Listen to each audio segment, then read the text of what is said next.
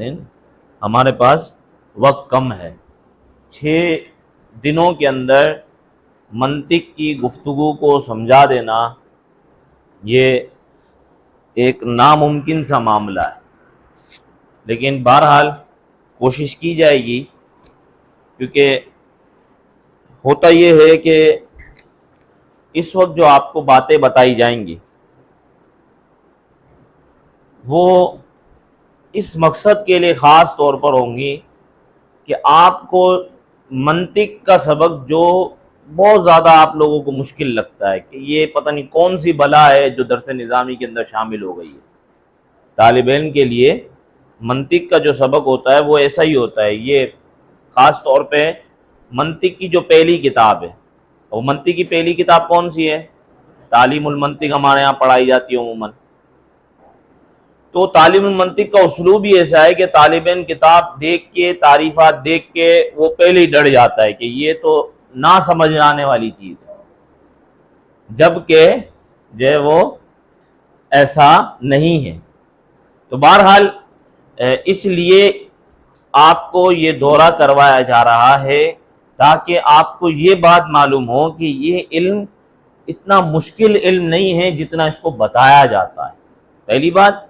دوسری بات یہ ہے کہ بہت ساری چیزیں ایسی ہوتی ہیں کہ جو ہم خود سمجھ رہے ہوتے ہیں لیکن ہمیں اصطلاحات معلوم نہیں ہوتی، ہمیں تعریفات معلوم نہیں ہوتی، لیکن وہ روز مرہ کے اندر کسی نہ کسی انداز میں ہمارے ساتھ وہ چیزیں موجود ہوتی ہیں. بات سمجھ آ گئی؟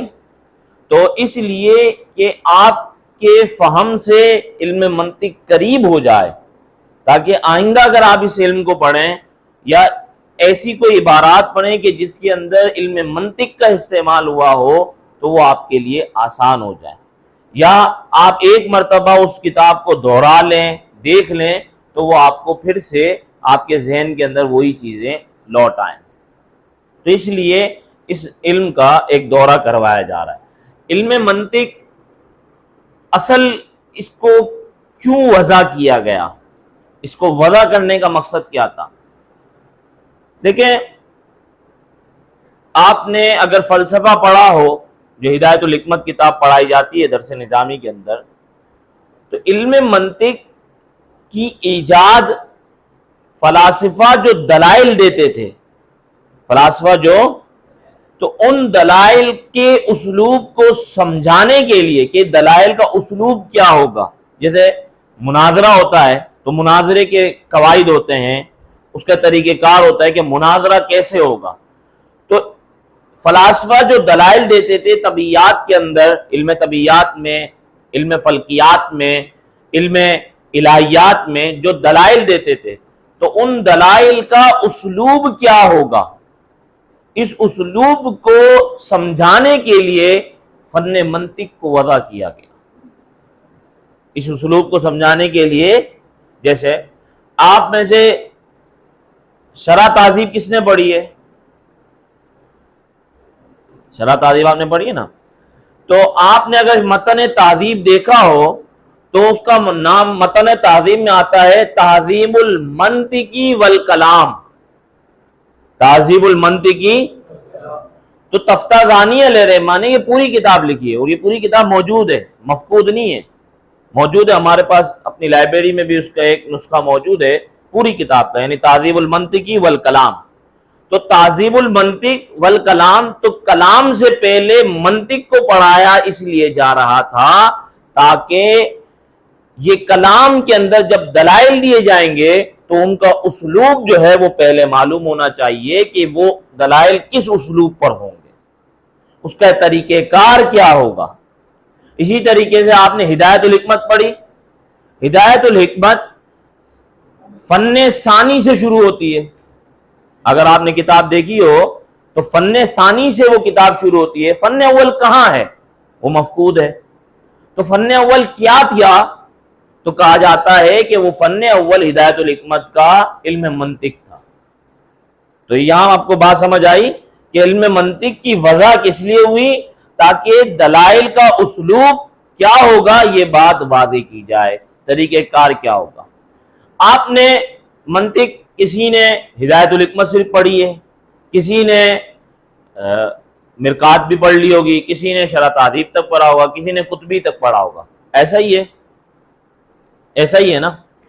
آپ سے کوئی پوچھے کہ علم منطق کیا کام کرتا ہے، علم منطق کیوں پڑھتے ہیں ہم، علم منطق کا کیا فائدہ ہے، علم منطق میں کیا سیکھتے ہیں، تو آپ میں سے کوئی ایک لائن میں بتا سکے، ایک دو لائن کے اندر اس کو سمجھا سکے کہ علم منطق اس لیے سیکھتے ہیں۔ علم منطق کے دو مقصد ہیں بس، ایک تعریف کرنا، ڈیفینیشن، کہ آپ کسی چیز کی تعریف کیسے کرو گے، اس کا طریقہ کار کیا ہوگا، یہ پہلی چیز ہے جس کو آپ بھاری الفاظ میں پڑھتے ہیں، معرف و قول اشارے۔ یہ معرف و قول اشارے کیا ہے؟ آسان چیز ہے، ڈیفینیشن کرنا۔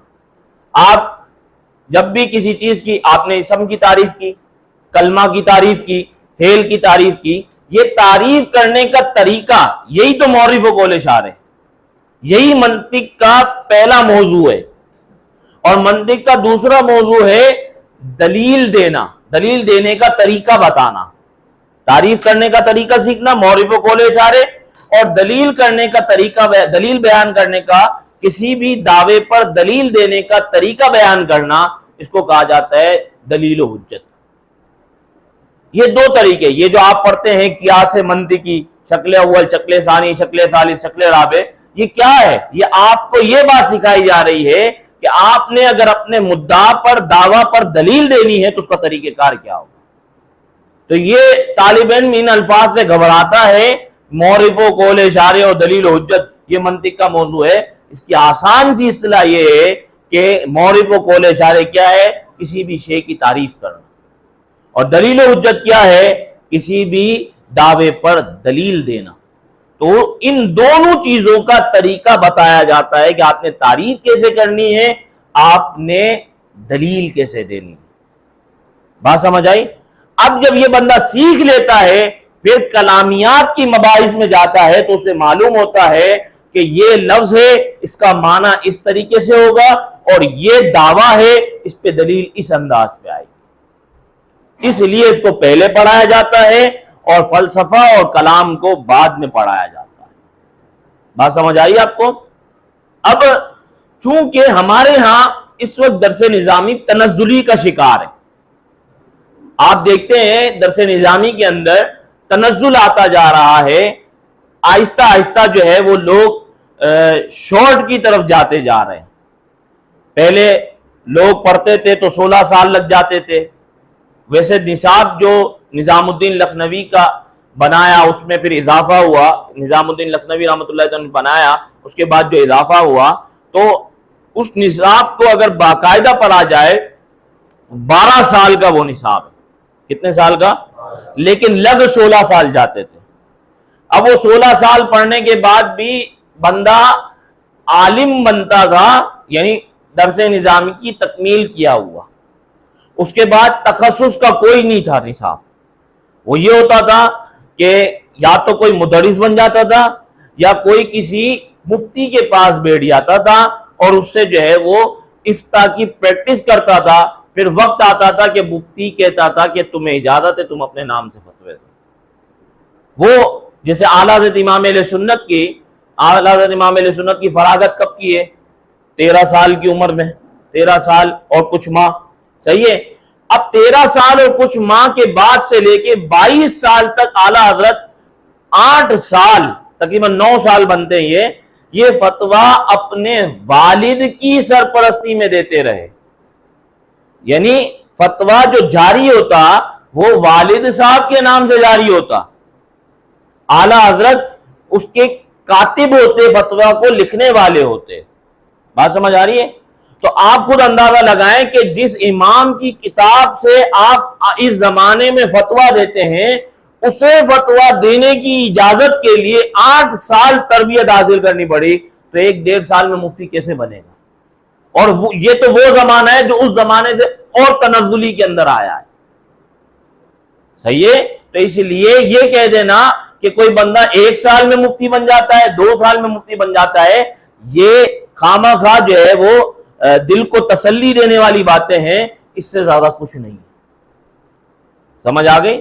تو بہرحال اسی طریقے سے کوئی بھی کسی بھی فن کے اندر مہارت اس وقت پاتا ہے جب اس کے اوپر کوئی ایسا بندہ ہو جو اس فن کے اندر مہارت رکھتا ہو اور اس سے تربیت اس نے حاصل کی، اس کی کتابوں کا اس کا مطالعہ ہو، اور پھر جا کر ایک وقت آتا ہے کہ اس کے اندر اس کو ملکہ حاصل ہوتا ہے، پھر وہ تعریفات اپنی بیان کرتا ہے، وہ تعریفات وہ نہیں جو رٹی رٹائی کتابوں کے اندر چل رہی ہوتی، پھر وہ اپنے قول کے اندر خود حجت بن جاتا ہے کہ اس کی بات کو اب مانا جائے گا کیونکہ اس نے اتنا کچھ اس حوالے سے پڑھا ہوا ہے، سیکھا ہوا ہے۔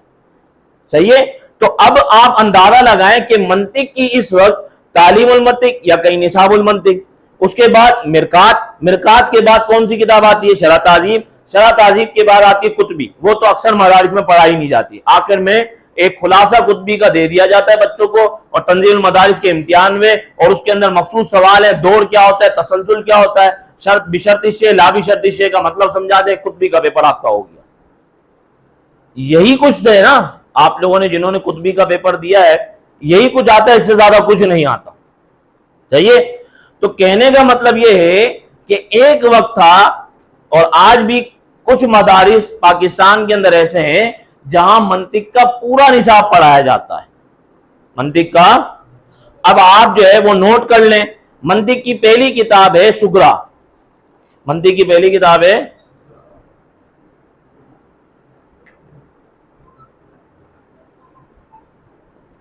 دوسری کتاب ہے اوسط، اور تیسری ہے کبریٰ۔ یہ تینوں کتابیں میر سید شریف جرجانی رحمۃ اللہ تعالی علیہ کی ہیں۔ سب سے پہلے یہ تین کتابیں پڑھی جاتی ہیں، ان تین کے بعد آتی ہے عیسیٰ گوجی، یہ منطق کی چوتھی کتاب ہے عربی میں، اس کے رائٹر اور ہدایت الحکمت کے رائٹر ایک ہی ہیں، اسیر الدین ابہری، یہ دونوں کے رائٹر ایک ہی ہے، عیسیٰ گوجی اس کتاب کا نام ہے۔ اس کے بعد عیسیٰ گوجی کی شرح آتی ہے کالا کول، یہ عیسیٰ گوجی کی شرح ہے جو اس عیسیٰ گوجی کے بعد پڑھائی جاتی ہے۔ اس کے بعد پڑھائی جاتی ہے مرکات۔ اب آپ نے تو مرکات سے پہلے تعلیم المنطق وہ بھی سال کے آخر میں رٹا لگانے کے لیے پڑھی تھی، جبکہ اصلاً مرکات سے پہلے کتنی کتابیں پڑھی جاتی ہیں؟ 5۔ اس کے بعد مرکات کا نمبر آتا ہے، پھر عیسیٰ گوجی کی ایک اور شرح میر عیسیٰ گوجی پڑھی جاتی ہے،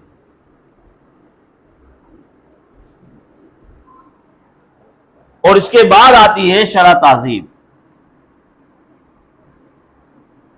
شرح تہذیب، پھر قطبی، اور قطبی کے ساتھ میر قطبی، یہ دونوں چلتی ہیں ساتھ۔ پھر اس کے بعد نمبر آتا ہے ملا حسن کا، ملا حسن، ملا جلال، میر زاہد، پھر رسالہ، قطبیہ، میر زاہد،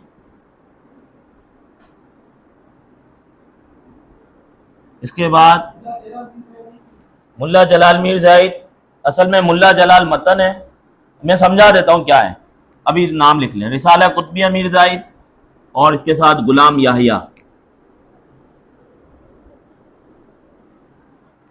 اس کے بعد ہے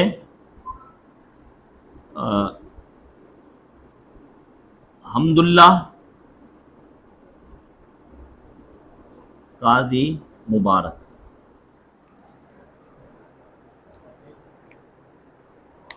یہ کل اتنی کتابیں منطق میں پڑھی جاتی ہیں، یہاں سے لے کر یعنی سغرا سے لے کے قطبی میر قطبی تک منطق ہے، ملا حسن سے لے کے قاضی مبارک تک معقول ہے، یعنی ان کو کتب معقول کہا جاتا ہے، ان کو کتب منطق کہا جاتا ہے، اور بعض جگہ دونوں ایک ہی نام سے ملیں گے، کتب منطق والمعقول۔ سمجھ آئی آپ کو؟ یہ جب اتنی کتابیں مدارس کے اندر پڑھائی جاتی تھیں تو نتیجتاً طلبہ، اساتذہ سب منطق کے اندر مہارت رکھتے تھے، اور پھر جب وہ کتاب لکھتے تھے، جیسے پیر مہلی شاہ صاحب رحمۃ اللہ تعالی علیہ نے قادیانی کے رد میں اگر کتاب لکھی ہے تو اس کے اندر دلائل منطقی استعمال ہوئے۔ فتاوی رضویہ کے اندر جگہ جگہ آپ کو علم فقہ کے مسائل ہیں لیکن منطق کا استعمال اس کے اندر ملے گا۔ جیسے عکس اور عکس نقیص کا مسئلہ اعلیٰ حضرت نے پہلی جلد کے اندر فتاوی رضویہ کے اندر بحث کی ہے اس کے اوپر. تو وہ جب اتنی کتابیں پڑھے ہوئے ہوتے تھے نا تو نتیجتاً ان کو اس فن پہ ایسی کمانڈ ہوتی تھی کہ وہ اس کو اس طرح استعمال کرتے تھے جیسے آپ اردو کے اندر کتاب لکھ رہے ہیں، اور آپ اردو کے اندر کتاب لکھتے ہوئے چلے جاؤ گے تو وہ ان اصطلاحات کو استعمال کرتے ہوئے نکل جاتے تھے. اس لیے ان کو ان علوم پر مہارت ہوتی تھی تو یہ سب کر جاتے تھے. اب چونکہ پڑھائی نہیں جاتا تو نتیجتاً جو ہے وہ تنزلی آتی جا رہی ہے علم کے اندر. تو یہ اتنی کتابیں ہوا کرتی تھی. یہ ابتدائی کتابیں. شرح تہذیب، آپ حضرات نے شرح تہذیب پڑھی ہو تو مجھے معلوم نہیں کہ آپ نے کیسے پڑھی ہے، ورنہ شرح تہذیب پڑھنے کا اصول یہ ہے، یعنی اسلوب، کہ پہلے متن پڑھا جاتا ہے. متن جو ہے وہ ایک حد تک اس کا سبق ہوتا ہے، متن کے بعد پھر شرح کا سبق شروع ہوتا ہے. آپ نے دیکھا ہوگا شرح قولہ سے شروع ہوتی ہے، تو وہ شرح کا سبق جب شروع ہوتا ہے تو پھر متن کی تقریر طالب علم نے کرنی ہوتی ہے. یعنی طالب علم نے بتانا ہوتا ہے کہ متن کے اندر تفتازانی علیہ الرحمٰن نے یہ کہا تھا، اور پھر جو ہے وہ استاد قولہ سے جو شارح کی تقریر ہے وہ کرتا ہے. اسی طریقے سے قطبی. اب قطبی کے اندر رسالہ، سب سے پہلے رسالہ شمسیہ ہے، قطبی اس کی شرح ہے، اور میر قطبی شریف جرجانی رحمۃ اللہ تعالی علیہ کا قطبی پر حاشیہ ہے. تو یہ تینوں جو ہے وہ پڑھے جاتے ہیں. سب سے پہلے رسالہ شمسیہ چلتا ہے، رسالہ شمسیہ کے بعد قطبی کا سبق ہوتا ہے، اور اس کے بعد میر قطبی کا سبق ہوتا ہے. پھر رسالہ شمسیہ، پھر قطبی، پھر میر قطبی. اس طریقے سے کبھی کبھی ان تینوں کے اندر 6 دن ہفتے کے گزر جاتے کہ پہلے صرف متن کی تقریر کے اندر اتنا وقت لگ گیا، پھر شرح کی تقریر، اور پھر جو ہے نا وہ لمبی جاتی. سمجھ آئی؟ رسالہ شمسیہ ہوتا ہے، پہلے اس کا متن ہے، قطبی شرح ہے، اور میر قطبی حاشیہ ہے. جی عدد الدین ہے، عدد الدین صحیح ہے. اور قطبی مرزا قطبی یہ مشہور ہے، اور میر قطبی شریف جرجانی. پھر ملا حسن، اصل میں ایک کتاب ہے سلم العلوم.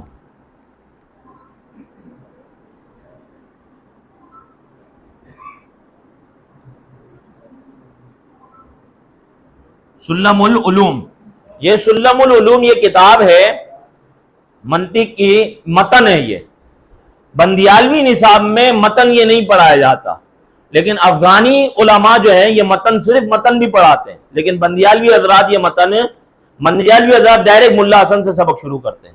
ملا حسن سلم العلوم کی شرح ہے، ملا حسن، حمداللہ، قاضی مبارک، یہ تینوں سلم العلوم کی شرح ہیں. سمجھ آئی؟ تو یہ ملا حسن.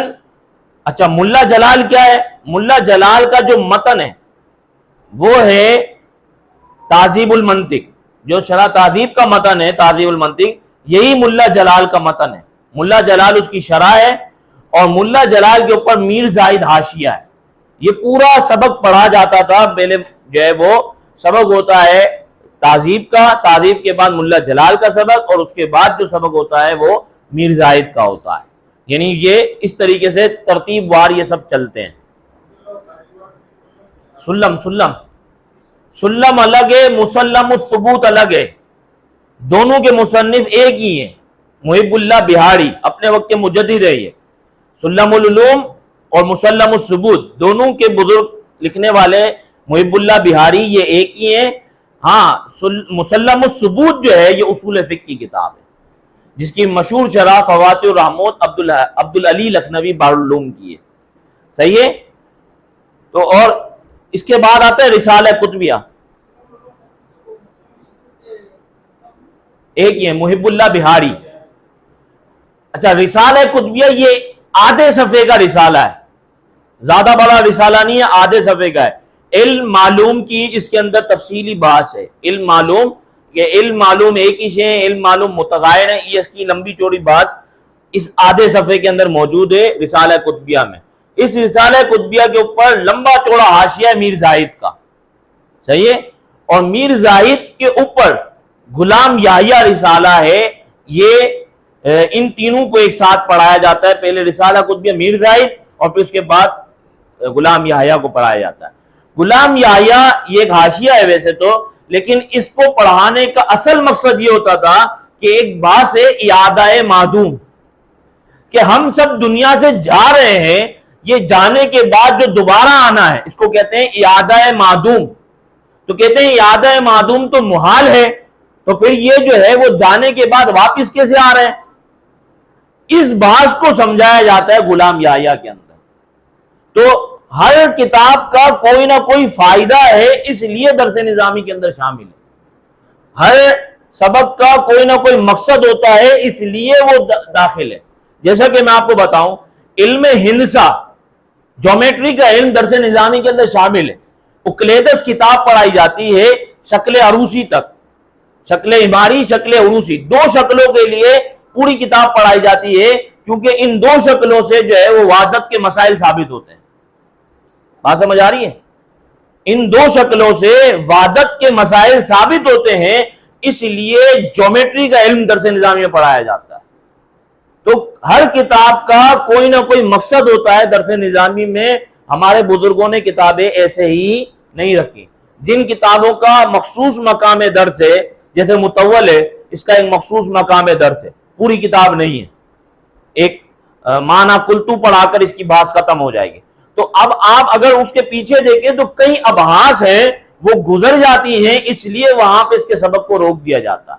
کیونکہ بقیہ ابحاث طالب علم یا تو تلخیص المفتاح میں پڑھ چکا ہوتا ہے، یا جو ہے وہ مختصر المعانی میں پڑھ چکا ہوتا ہے. تو وہ معنی کلتو پہ آ کر اس کو روک دیتے ہیں، کیونکہ اصل بحث وہاں پہ جو کرنی تھی وہ صدق اور کذب کی بحث تھی، وہ گزر جاتی ہے تفصیلی بحث اگر مطول آپ نے پڑھی ہو. اسی طریقے سے جو ہے وہ ایک ابتدا میں بحث آتی ہے جو اس بات کو سمجھاتی ہے اعجاز قرآن کیا ہے. قرآن معجز کلام ہے. قرآن کے اندر یعنی قرآن لوگوں کو چیلنج کرتا ہے نا، تحدی ہے کہ اس جیسا ایک اور کلام لے آؤ. تو ان ابحاث کو پڑھانے کے لیے، سمجھانے کے لیے یہ مطول کے یہاں تک سبق کو رکھا گیا. تو یہ جو درس نظامی کی کتابیں ہیں یہ بے مقصد نہیں ہیں. کوئی یہ سمجھ لے کہ اتنی کتابیں پڑھا رہے ہیں، تو ہر کتاب کے اندر کوئی نہ کوئی ایسی بات موجود ہے جو دوسری میں نہیں ہوتی. تو اس کو پڑھانے کے لیے اس کتاب کو سمجھایا جاتا ہے. جیسے میر عیسیٰ گوجی کے اندر ایک مشکل مقام ہے کہ جب جو ہے وہ آپ قیاس کی ترتیب دیتے ہیں تو دونوں طرف آپ مقدمے رکھ دیں، قضیہ شرطیہ منفصلہ. تو یہ دونوں مقدمے جب منفصلہ رکھیں گے تو ترتیب کیسے ہوگی قیاس کی، اس قیاس کی ترتیب کو میر عیسیٰ گوجی سمجھاتی ہے. تو ہر کتاب کا کوئی نہ کوئی مقصد ہے. یہ اتنی کتابیں ایسے ہی نہیں رکھی گئی. کوئی کہے نا اتنی منطق کی کتابیں کیوں ہیں، تو اس نے پڑھا نہیں ہے کہ ان کے اندر اسلوب کیا ہے، ان کو کیوں پڑھایا جاتا ہے، اس لیے اس کو پتا نہیں ہے. تو آپ کی تعلیم المنطق سمجھ کے آپ یہ سمجھ جائیں کہ آپ کو منطق آ جائے گی، تو یہ بھول ہے، کیونکہ تعلیم المنطق ہی طالب علم کو سمجھ نہیں آتی. سمجھ آ گئی؟ تو بہرحال یہ ایک ابتدائی کتاب ہے. اچھا، اب اتنی بات آپ یاد رکھیں کہ ہمارا سلسلہ، چونکہ ہم جو ہے وہ بندیالوی درس ہمارے یہاں سے پڑھایا جاتا ہے نا. بندیالوی درس کا اسلوب مشکل ہے. کراچی میں تو میرے کو ایک استاد ملے ہیں جو بندیالوی طریقے پر پڑھاتے ہیں، جن کو میں جانتا ہوں وہ بندیالوی طریقے پر پڑھاتے ہیں. بندیالوی طریقے درس کیا ہے اس کو ابھی تو ہم نہیں پڑھ سکتے کیونکہ ہم کتاب نہیں تو مختصر دورہ کر رہے ہیں. تو کتاب ہوتی ہے تو پھر بندیالوی طریقہ درس ہوتا ہے. بندیالوی طریقہ درس یہ ہوتا ہے کہ سب سے پہلے طالب علم سبق کا مطالعہ کرے گا. اب مطالعے کے اندر اس نے کیا کرنا ہوگا، اس نے عبارات کے اندر اسٹاپ بنانے ہوں گے. یعنی جب وہ صبح استاد کے سامنے عبارت پڑھے گا تو وہ ایسا نہیں ہے کہ پورا پورا صفحہ پڑھ لے گا. آپ نے تو یہی دیکھا ہوگا نا، ایک صفحہ پورا پڑھ دیا پھر دوسرا صفحہ، ایسا ہی ہوتا ہے. آپ نے یہی دیکھا نا. یہ طریقہ نہیں ہے بندیالوی. بندیالوی درس اور یہی خیرآبادی طریقہ ہے. خیرآبادی تو تھوڑا اور مشکل ہے. وہ یہ ہے کہ طالب علم جتنا اعتراض ہوگا اتنی ہی عبارت پڑھے گا، اس سے ایک حرف بھی زیادہ نہیں پڑھے گا. جتنی عبارت کے اندر اعتراض ہے بس اتنی عبارت اس نے پڑھنی ہے. اس عبارت کو پڑھنے کے بعد استاد اتنی ہی عبارت کی تفصیل کرے گا. جتنی عبارت ہے اتنی ہی عبارت کی کیا کرے گا، وضاحت کرے گا. اس کے بعد یعنی اتنی عبارت کی وضاحت ہو گئی، اس کے بعد طالب علم بعینہ ہی وہی الفاظ جو استاد نے کہے دوہرائے گا، یعنی اس کو ریپیٹ کرے گا. اس کے بعد ترجمہ ہوگا. اب یہ کتنے طریقے میں، پہلا ہوا مطالعہ، مطالعے کے بعد عبارت کی قرات ہوئی وہ بھی اتنی جتنا اعتراض یا جتنا جواب یا جتنا مسئلہ، اس سے زیادہ عبارت تو یہ تو مطالعے کے اندر سیٹ کرنا ہوگا نا کہ اعتراض یہاں سے یہاں مکمل ہو رہا ہے، پھر جواب یہاں سے یہاں تک آ رہا ہے، یا یہ مسئلہ یہاں سے شروع ہو کے یہاں پہ ختم ہو رہا ہے، یہ سارا کیا ہوگا۔ اچھا اسی طریقے سے مخصوص الفاظ ہوتے ہیں، تو مخصوص الفاظ ہوتے ہیں تو وہاں پتہ چل جاتا ہے کہ جیسے نیا جملہ شروع ہو رہا ہے تو وہ سوال مقدر کا جواب ہوتا ہے، انما آ رہا ہے تو وہاں پہ بھی سوال مقدر ہے، کوئی پوشیدہ سوال ہے اس کا جواب دیا جا رہا ہے، تو وہ طالب علم نے خود نکالنا ہوتا ہے کہ یہاں سوال کیا بن رہا ہے جس کا جواب ہو رہا ہے، کیونکہ شارح ماتن یا کوئی بھی ہے وہ صرف جواب دیتے ہوئے جا رہا ہے، سوال اس کے دماغ میں تھا، تو وہ انما یا جملہ استئناف ہوتا ہے، نیا جملہ ہوتا ہے تو وہاں پہ سوال پوشیدہ ہوتا ہے، وہ طالب علم نے سوال خود تلاش کرنا ہوتا ہے۔ تو پھر درس کی تقریر ہوتی ہے تو پہلے سوال ہوگا، پھر جواب ہوگا، پھر طالب علم بھی نہیں اس چیز کو دوہرائے گا، اس کے بعد عبارت کا ترجمہ ہوگا، وہ بھی الفاظ کو توڑ توڑ کر، ایسا نہیں ہے جیسے ہمارے یہاں محاورتاً ترجمہ کیا جاتا ہے، یہ ترجمہ نہیں ہوتا ہے، وہ ترجمہ مشکل ہوتا ہے، وہ توڑ توڑ کر الفاظ کا ترجمہ کیا جاتا ہے۔ سمجھ آئی؟ جیسے سمجھانے کے لیے مثال دے رہا ہوں، جیسے انا زیدن فی الداری، اب ہم ترجمہ کیا کرتے ہیں؟ بے شک زید گھر میں، یہی ترجمہ کرتے ہیں، یہ ترجمہ نہیں ہے، بے شک زید بیج گھر کے ہے۔ سمجھ آئی؟ بے شک زید بیج گھر کے، یہ فی کا ترجمہ بیج آ گیا، میں ترجمہ نہیں ہوتا ہے۔ میں استاد صاحب کے سامنے، میں کراچی کا بندہ چلا گیا استاد صاحب کے وہاں پڑھنے، اب وہاں گیا تو مجھے کیا پتا کہ جو ہے نا محاورتاً ترجمہ نہیں کریں گے، اب وہ لفظی ترجمہ تقریباً 15 دن تو صرف اسلوب سمجھنے میں لگ گئے کہ پڑھاتے کیسے ہیں یہ۔ اب پڑھنے کے بعد میں جوش جوش میں میر عیسیٰ گوجی کتاب اٹھا کے چلا گیا، اب وہ ترجمہ میرے سے محاورتاً ہو گیا، تو استاد صاحب نے کہا کہ یہ اردو خاں بن کے نہیں آؤ یہاں پہ، یہ ہمارے اساتذہ کا طریقہ نہیں ہے، یہ اردو کتابیں شروعات اور حواشی پڑھ کے ہمارے سامنے آ کے بیٹھ جاتے اور جو ہے نا اردو ترجمے کرنا شروع کر دیتے ہیں، یہ طریقے سے ترجمہ کرو۔ پھر جو ہے نا وہ پریکٹس بنی، پھر ایک وقت آیا کہ جو ہے وہ اتنی ہمت ہوئی کہ اب اس لفظ کو توڑ توڑ کر ترجمہ کرنے کی عادت بنی۔ پھر یہاں آئے تو یہاں پہ تو وہی طلبہ تھے جیسے ہم تھے، تو پھر جو ہے وہ ظاہر اس طریقے کی عادت نہیں، اور یہاں پہ مخصوص وقت ہے، آدھے گھنٹے کے اندر ہی سبق پورا پڑھانا ہے، وہاں پہ تو کیا ہے استاد بادشاہ ہیں، ایک سبق 2.5 گھنٹے میں بھی پڑھائیں، ایک سبق 15 منٹ میں بھی پڑھا دیں، استاد بادشاہ ہے، وہ کچھ بھی کریں، استاد کی مرضی ہے 8 بجے آ جائیں، استاد کی مرضی ہے نہیں ہے۔ سمجھ آئی؟ ہم تو کچھ نہیں بول سکتے، تو وہاں استاد والا نظام ہے۔ اب یہاں پہ کیا ہے، استاد آئے گا، پھر استاد ہی دوسری کلاس میں جائے گا، پھر استاد تیسری کلاس میں جائے گا، وہاں ایسا تو نظام نہیں ہے، وہاں استاد بیٹھا ہوا ہے ایک جگہ پہ، آؤ جاؤ آؤ جاؤ آؤ جاؤ۔ سمجھ آئی؟ یعنی سبق پڑھو بھی اور پھر ہضم کرنے کے لیے بھی سبق سے اٹھ کے جاؤ بھی، پھر دوسرا سبق پڑھنے آؤ، پھر ہضم کرنے کے لیے پھر جاؤ۔ سمجھ آئی؟ اب سبق ختم ہونے کے بعد اب وہ طالب علم دوبارہ سبق نہیں پڑھے گا، جس ہمارے یہاں ایک پیریڈ ختم ہوا، پھر دوسرا پیریڈ، دوسرے کے بعد تیسرا پیریڈ، تیسرے کے بعد چوتھا پیریڈ، یہ نہیں ہوگا۔ وہ طالب علم دوسرے طالب علم کے ساتھ بیٹھ کے پورا سبق دوہرائے گا، آپس میں ایک دوسرے کو پورا سبق سنائیں گے جب تک دوسری کلاس کا سبق ہوگا، یعنی ایک سبق بڑی کلاس کا، ایک سبق چھوٹی کلاس کا، یوں سبق چلتے ہیں۔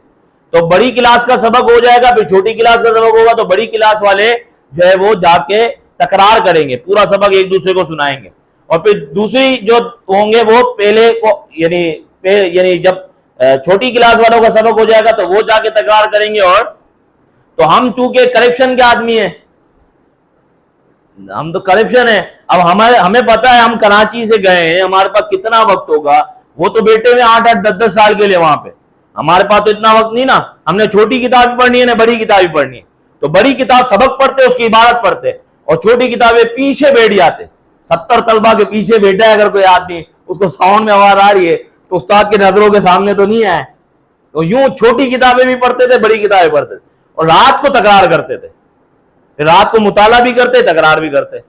تو اس طریقے سے جو ہے وہ نظام چلانا پڑتا تھا، ورنہ ہماری کتابیں تو نہیں نکلتی۔ اب یہ اتنی کتابیں 2 سال میں کیسے بندہ پڑھے، نہیں ہو سکتی نا، تو بڑی کتابوں میں سبق بنا لیا، چھوٹی کتابیں سماعت کرنے بیٹھ گئے، تو یہ بھی نکلی، یہ بھی کتابیں نکلتی رہی۔ تو یہ اس طریقے سے کہ ہمارے پاس وقت کم ہوتا ہے، کیونکہ ہم شہر سے جاتے ہیں نا، تو شہر والے کو پتا ہوتا ہے کہ اس کے پاس محدود وقت کے اندر اس کو بہت کچھ لینا ہے، تو اس لیے جو ہے وہ ہم یہ کرتے تھے۔ پھر باقی طلبہ کیا کرتے تھے، وہ جو وہاں پڑھتے تھے وہ لکھتے تھے سبق، یعنی وہ رات کو ہم تکرار کرتے اور مطالعہ کرتے، وہ سبق لکھ رہے ہوتے تھے، ہم کیا کرتے، فوٹو کاپی کرا لیتے۔ تو کیا کرتے، اب ہم لکھنے بیٹھتے تو مطالعہ نہیں ہوتا، تکرار نہیں ہوتی، تو اس طریقے سے فوٹو کاپی کرا لیتے۔ اتنی ہم لوگوں نے فوٹو کاپی کرائی کہ وہاں مدرسے کے پاس جو فوٹو کاپی والا ہے نا، اس کو سمجھ آ گیا کہ یہ چکر کیا ہے، اس نے ساری فوٹو اسٹیٹ ایک ایک اپنے لیے بھی کراتا رہا، ایک ایک وہ اس نے سب پی ڈی ایف بنا کے اپنے لیپ ٹاپ میں رکھ لی۔ اب طالب علموں کو پیسوں سے بیچ رہا ہے کہ بھائی میرے پاس یہ والی کاپی بھی ہے، یہ اس کو کاپیوں کے نام یاد ہے، یہ شرح تہذیب کی کاپی ہے، یہ منطق کی، یہ فلاں کتاب کی کاپی ہے۔ اس طریقے سے اس نے اپنا دھندا بنا لیا۔ اب طالب علم گئے کہ ہم کو پی ڈی ایف دے دو، بولے میں کیوں دوں پی ڈی ایف، میں تو پی ڈی ایف نہیں دوں گا، پرنٹ لینا ہے تو لے لو، اتنے کا ملے گا، ایک کاپی اتنے کی۔ تو بہرحال یہ بھی وہ فوٹو اسٹیٹ والا ماہر نکلا، اس کو سمجھ آ گئی کہ بھائی طالب علم چکر کیا، یہ ہر کوئی آتا ہے کسی کی کاپی اٹھا کے فوٹو کاپی کرانے، ہر کوئی آتا ہے اس کی کاپی اٹھا کے فوٹو کاپی کرانے، تو اس نے اپنا دھندا بھی وہاں شروع کر لیا۔ دیکھو علم کی برکت ہے، اس کو بھی روزی مل رہی ہے۔ بہرحال یہ اس طریقے سے یہ سلسلہ چلتا ہے، یہ طریقہ کار ہوتا ہے، اور باقاعدہ اس کی سند ہے منطق کی جو ابو علی سینا تک جاتی ہے۔ ابو علی سینا کوئی شریف آدمی نہیں تھا، صحیح ہے۔ بہرحال ہم لوگ ہمارے یہاں سے اس کے بارے میں کفر کا فتویٰ نہیں ہے، بہرحال اسے صحیح بھی نہیں سمجھا جاتا، تکفیر نہیں ہوتی لیکن اس کو صحیح بھی نہیں سمجھا جاتا۔ بہرحال یہ ایک الگ مسئلہ ہے، لیکن اس کی تکفیر نہیں کی جاتی۔ اعلیٰ حضرت نے بھی سینا پر کلام کیا ہے، بہرحال وہ اپنی جگہ پر۔ تو یہ ایک منطق اور معقول کی سند ہے جو ابو علی سینا تک جاتی ہے۔ ہمارے ہاں جو عطا محمد بندیالوی صاحب رحمۃ اللہ تعالی علیہ سے یہ اساتذہ کا سلسلہ ہے، میں یہ اس لیے بیان کرتا ہوں تاکہ یہ تاریخ جو ہے وہ ہم بھول نہ جائیں، ورنہ منطق کے دورے میں اس سند کا کیا کام ہے کہ ہم فضل خیر آبادی تک اپنے سلسلے کو بیان کرتے ہیں، فضل خیر آبادی سے آگے پھر وہ نظام الدین لکھنوی اور وہاں سے آگے پھر چلتا جاتا ہے، ابو الحسن اشعری تک بھی جاتا ہے علم کلام کی سند میں، اور علم منطق کی سند میں ابو علی سینا تک جاتا ہے۔ تو یہ بیان اس لیے ہم کرتے ہیں اساتذہ کا، تاکہ ایک تو اساتذہ کی اپنی برکات ہوتی ہیں، اور دوسری چیز یہ ہوتی ہے کہ ہمیں تاریخ معلوم ہو، ہمارے اساتذہ اوپر کون ملتے ہیں، کہاں سے ملتے ہیں۔ تو چونکہ ہمارے استاد علامہ فضل الرحمان بندیالوی صاحب کے جو استاد ہیں وہ ہیں عطا محمد بندیالوی۔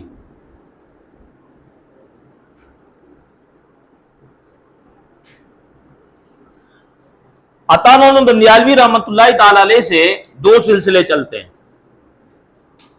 ایک سلسلہ یار محمد بندیالوی، آپ سے ہدایت اللہ جون پوری، اور ان سے سلسلہ چلتا ہے علامہ فضل خیر آبادی۔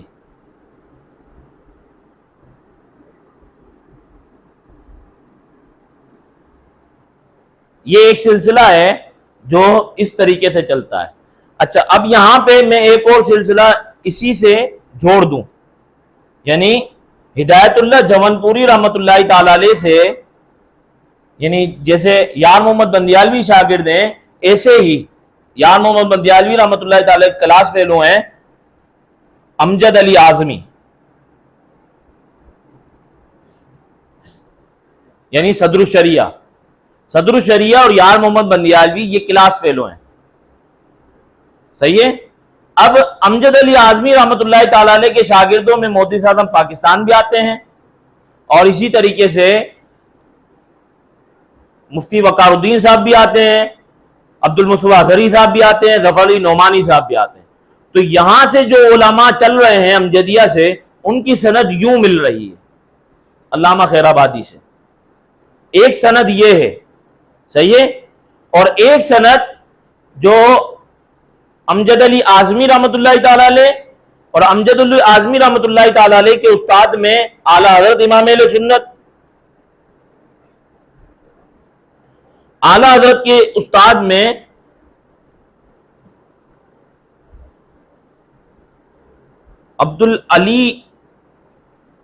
عبدالعلی رامپوری،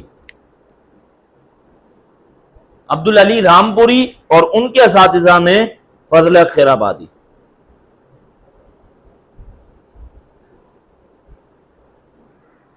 یہ ایک الگ سے سند ہے جو یہ سلسلے چل رہے ہیں۔ اچھا، یار عطا محمد بندیالی صاحب کے استاد ہیں مہر محمد صاحب، مہر محمد اچھڑوی، ان کے استاد ہیں غلام محمد گھوٹوی،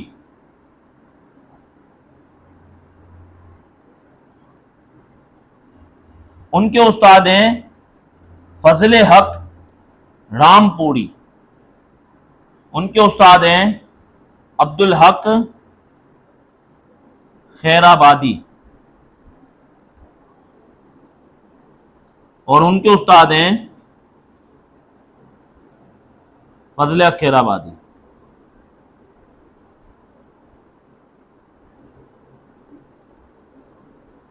یہ سلسلہ جو ہے وہ علامہ خیرآبادی تک یہ سلاسل جا کر مل جاتے ہیں، صحیح ہے۔ اب آپ جو ہے وہ ہدایت اللہ جون پوری، یہ فضل حق خیرآبادی کے شاگرد ہیں۔ فضل حق خیرآبادی رحمۃ اللہ تعالی علیہ کے 4 شاگرد، 4 مشہور شاگرد ہیں۔ کتنے مشہور شاگرد ہیں؟ ایک تو ان کے بیٹے ہیں عبدالحق خیرآبادی، ایک ہیں ہدایت اللہ جون پوری، 2 تیسرے ہیں فیض الحسن سہارنپوری، فیض الحسن جی، عبدالحق خیرآبادی کے 4 مشہور شاگرد ہیں، فضل حق خیرآبادی کے 4 مشہور شاگرد ہیں، ایک عبدالحق خیرآبادی، ایک جو ہے وہ ہدایت اللہ جون پوری، ایک جو مشہور ہیں وہ ہیں فیض الحسن سہارنپوری۔ یہ جو آپ مناظرہ رشیدیہ آپ نے پڑھی ہے، مناظرہ رشیدیہ پہ جو حاشیہ چلتا ہے وہ حاشیہ فیض الحسن سہارنپوری رحمۃ اللہ تعالی علیہ کا، صحیح ہے۔ یہ بھی علامہ خیرآبادی کے شاگرد ہیں اور علم ادب کے بڑے ماہر ہیں۔ انہوں نے مشکات شریف کی ایک شرح لکھی ہے، کمپوز ہوئی بھی ایک جگہ پڑھی بھی ہے، لیکن اس کو کوئی چھاپ نہیں رہا ابھی تک، لیکن وہ علم ادب کے لحاظ سے اچھی شرح ہے مشکات شریف کی، یعنی جو لغت حدیث کے لحاظ سے، جیسے کہ طیبی، مشکات شریف کی ایک شرح آتی ہے طیبی، وہ طیبی بھی لغت حدیث کے حوالے سے اچھی شرح ہے۔ اسی طریقے سے مشکات شریف کی ایک شرح آتی ہے اشیات اللمعات ہے نا، ایک ہے لمعات التنقیح، ایک اشیات اللمعات ہے، ایک لمعات التنقیح ہے، علامہ یہ شیخ موقع شاہ عبدالحق محدث دہلوی کی عربی شرح، اشیات اللمعات فارسی ہے، لمعات التنقیح عربی ہے۔ یہ بھی علم لغت کے حوالے سے اچھی کتاب ہے، اچھی شرح ہے۔ آپ کو بظاہر زیادہ شرح نہیں ملے گی، لیکن لغوی مقامات جو ہے نا، کسی لفظ کا معنی ہے، اس کی اچھی بحث جو ہے وہ شیخ محقق نے اس میں کی ہے، لمعات التنقیح میں۔ اسی طریقے سے فیض الحسن سہارنپوری رحمۃ اللہ تعالی علیہ کی بھی ایک شرح ہے۔ ایک رسالہ فیضیہ بھی چھپا تھا کچھ عرصے پہلے مناظرے کے حوالے سے، رسالہ فیضیہ چھوٹا سا اردو زبان میں، کہا جاتا ہے وہ بھی فیض الحسن سہارنپوری رحمۃ اللہ تعالی علیہ کا رسالہ ہے، وہ منسوب ہے حضرت کی طرف، انہی کے نام سے چھپا ہے، لیکن اس کے اندر بہرحال کلام بہت ہے، ٹھیک ہے۔ تو اور چوتھے شاگرد علامہ خیرآبادی کے جو مشہور شاگرد ہیں وہ ہیں تاج الفعول عبد القادر بدایونی رحمۃ اللہ تعالی علیہ۔ یہ آپ المعتقد دیکھیے آپ نے، شاہ فضل رسول قادری بدایونی، ان کے بیٹے ہیں عبد القادر بدایونی، تاج الفعول، اعلیٰ حضرت نے ان کے شان میں اشعار بھی کہے ہیں، تاج الفعول کی شان میں چراغ انس یا انس کے نام سے وہ ایک نظم ہے جو اعلیٰ حضرت نے تاج الفعول کی شان میں لکھی ہے، صحیح ہے۔ یہ اعلیٰ حضرت کے ہم اثر بھی ہیں، بلکہ یوں سمجھ لیں ہم اثر میں یوں ہیں کہ بڑے ہیں اعلیٰ حضرت سے، عبد القادر بدایونی رحمۃ اللہ تعالی۔ تو ان کو کہا جاتا ہے خیرآبادیات کے، یعنی علوم خیرآبادی کے عناصر اربع۔ عناصر اربع تو ویسے کن کو کہتے ہیں؟ مٹی، آگ، ہوا، پانی، یہ عناصر اربع ہے، لیکن ان کو کہا جاتا ہے علوم خیرآبادی کے عناصر اربع۔ کن کو؟ عبدالحق خیرآبادی، ہدایت اللہ جون پوری، فیض الحسن سہارنپوری اور عبد القادر بدایونی، یہ 4 ہے۔ شاہ فضل رسول قادری بدایونی، المعتقد صاحب معتقد کے صاحبزادے، صحیح ہے، اور صاحب معتقد جو ہے فضل رسول قادری بدایونی جن کے المعتقد ہے، یہ ہندوستان میں پہلے بندے ہیں کہ جنہوں نے نجدیت کے خلاف آواز اٹھائی ہے۔ یہ ہم بھول جاتے ہیں، ہمیں معلوم نہیں ہوتا ہے، کیونکہ ہم تو رٹی رٹائی اور سنی سنائی تقریریں کرنے کے عادی ہے نا، جو سن لیا اسی کو بیان کر دیا، پڑھا تو ہم سے نہیں جاتا۔ نجدیت کے خلاف اس زمانے میں خاص طور پہ کتاب التوحید کا سب سے زیادہ جس نے پوسٹ مارٹم کیا تھا اس وقت، وہ شاہ فضل رسول قادری بدایونی ہے۔ یہ المعتقد در حقیقت لکھی ہی وہابیوں کے رد میں گئی ہے۔ المعتقد لکھنے کا کہ اس بھائی علم کلام پہ تو کئی متون تھے، کیا حاجت تھی کہ المعتقد نیا متن ایک لکھنے کی؟ تو وہ در حقیقت وہابیوں کے رد میں، نجدیوں کے رد میں المعتقد یہ علم کلام کا متن لکھا گیا، اور اعلیٰ حضرت نے اسی وجہ سے اس کے اوپر جو ہے وہ تفصیلی ایک حاشیہ بھی لگایا جس کا نام ہے المستند۔ بات سمجھ آئی؟ تو یہ اس فلسفے کو سمجھا جائے کہ کیا ایسی حاجت پڑی تھی کہ علم کلام پر ایک نیا متن لکھا جائے عربی میں، تو اس کی وجہ وہابیوں کا رد تھا۔ صحیح ہے، پچھلے متون کے اندر معتزلہ کا رد ملتا ہے، کرامیہ کا رد ملتا ہے، اور اسی طریقے سے جبریہ قدریہ کا رد ملتا ہے، تو ایک ضرورت تھی خوارج کا رد کرنے کی، تو اس کے لیے یہ کتاب لکھی گئی تھی۔ بات سمجھ آئی آپ کو؟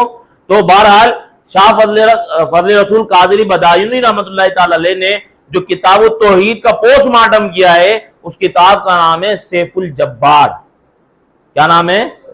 ہاں، یہ کتاب اب اویلیبل ہے، عام مارکیٹ کے اندر مل جاتی ہے۔ سب سے پہلے مہربانی عبدالحکیم شرف قادری صاحب کی، جنہوں نے پاکستان میں پہلے اس کتاب کو چھاپا تھا۔ کئی کتابیں حضرت کی مہربانی سے پاکستان میں چھپی ہے، جیسے کہ علامہ فضل خیر آبادی رحمۃ اللہ تعالی علیہ کی کتاب تھی تحقیق الفتویٰ۔ بہرحال اتنی بات سمجھ آئی؟ یہ ایک سند ہے جو ہماری ان بزرگوں سے جا کر ملتی ہے۔ باقی ہمارے اساتذہ اور بھی ہیں کہ جن کے ذریعے سند جو ہے وہ صدر الشریعہ تک جاتی ہے، اور صدر الشریعہ سے پھر جو ہے وہ علامہ فضل خیر آبادی سے دو واسطوں سے جاتی ہے۔ بات سمجھ آئی؟ تو آپ نے چونکہ بسا اوقات یہ تسامح ہوتا ہے، آپ نے دروس البلاغہ پڑھی، دروس البلاغہ کے نیچے ایک حاشیہ لگا ہوا ہے، وہ کس بزرگ کا ہے؟ ارے بھائی کتاب پڑھی نہیں پڑھی؟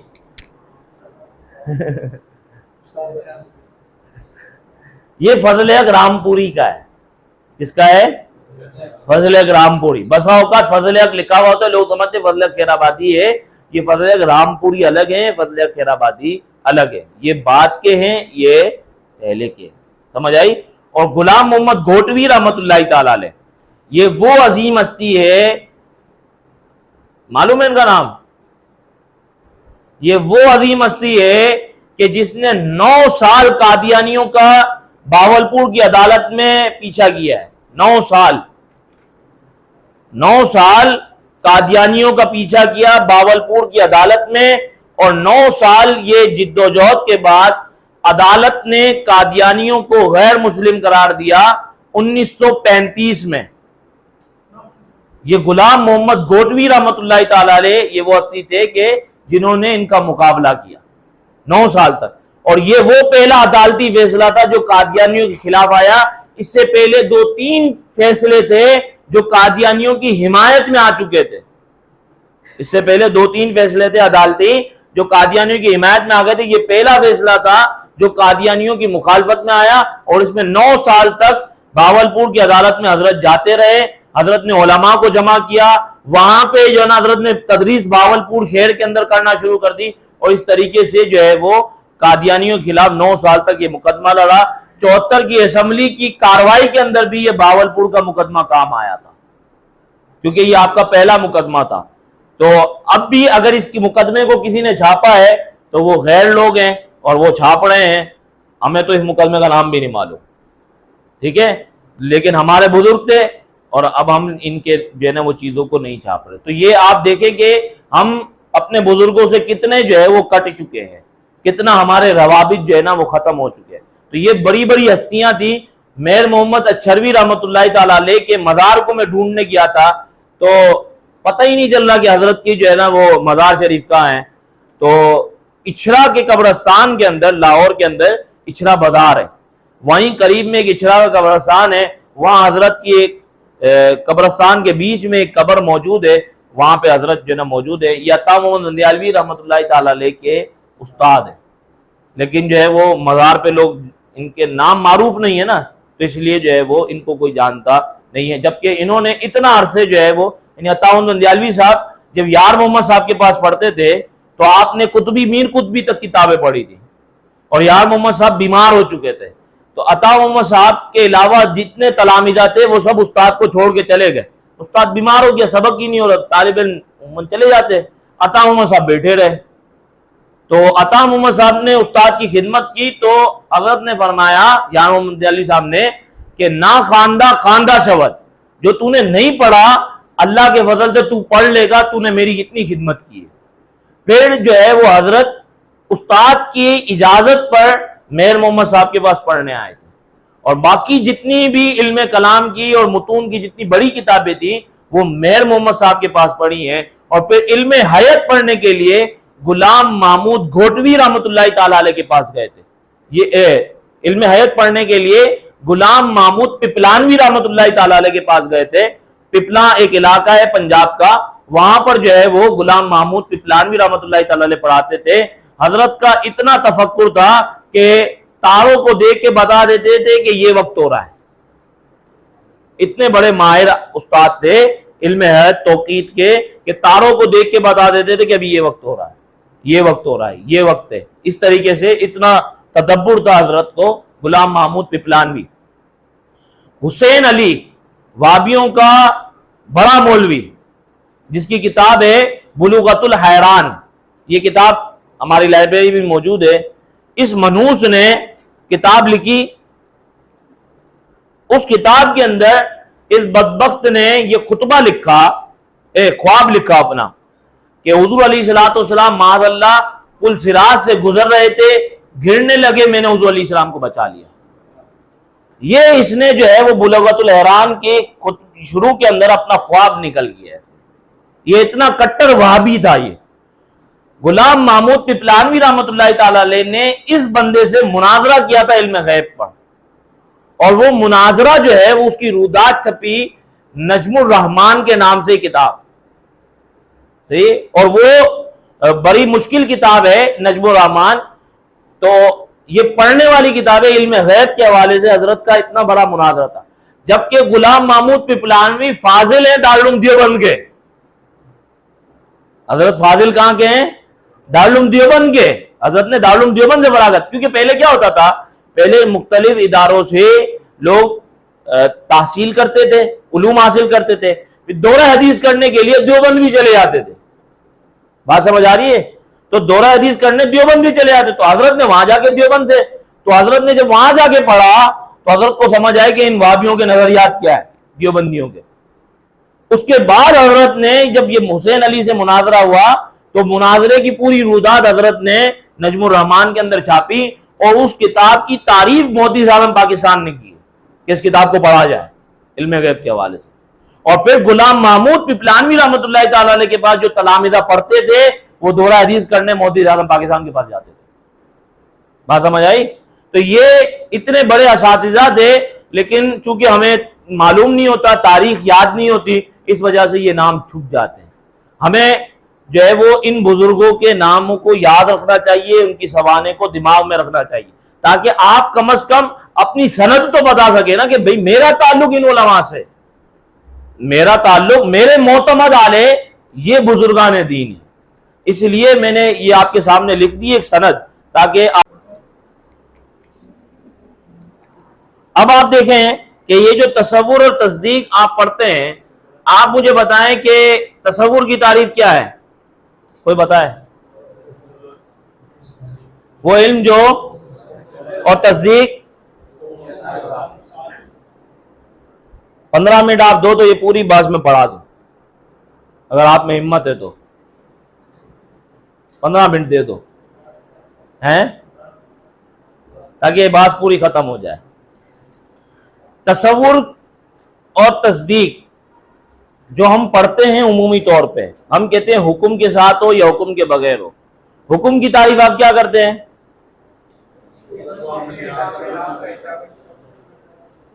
یہ حکم کی صحیح تعریف نہیں ہے، یہ حکم کی صحیح تعریف نہیں ہے۔ حکم کی تعریف ہے جو علامہ تفتازانی نے تہذیب المنطق میں لکھی ہے، اذعان نسبت۔ یہ کس کی تعریف ہے؟ یہ جو آپ نے تعریف کی نسبت و امر الی امر آخر ایجابن کانا و سلبن، یہ نسبت کی تعریف ہے۔ یہ کس کی تعریف ہے؟ نسبت کی تعریف ہے۔ اس نسبت کا اذعان ہوگا تو حکم ہوگا، اگر اس نسبت کا اذعان نہیں ہے تو حکم نہیں ہے۔ آ رہا اسی پہ آؤں گا ابھی۔ اس نسبت کا اذعان ہوگا تو کیا ہوگا؟ حکم ہوگا۔ نسبت کا اذعان نہیں ہے تو حکم نہیں ہے۔ اب اس کے لیے آپ کو تصور کی 8 صورتوں کو پہلے سمجھنا پڑے گا۔ تصور کی 8 صورتوں کو آپ سمجھیں گے تو آپ کو یہ اذعان سمجھ آئے گا کہ اذعان کیا ہے۔ سمجھ آئی؟ پہلی صورت ہے ایک چیز کا علم ہو، جیسے زید ایک چیز ہے، ایک چیز کا علم ہے۔ نمبر 2، متعدد چیزوں کا علم ہو لیکن نسبت نہ ہو،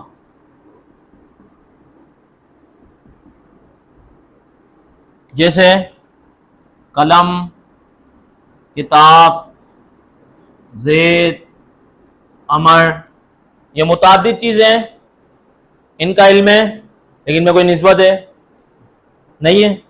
تیسری چیز، متعدد چیزوں کا علم ہو، نسبت بھی ہو، نسبت لیکن ناقصہ، لیکن نسبت کون سی ہو؟ ناقصہ۔ جیسے موصوف صفت کے درمیان جو نسبت ہوتی ہے یا مضاف مضاف الیہ میں نسبت ہوتی ہے، غلام زید،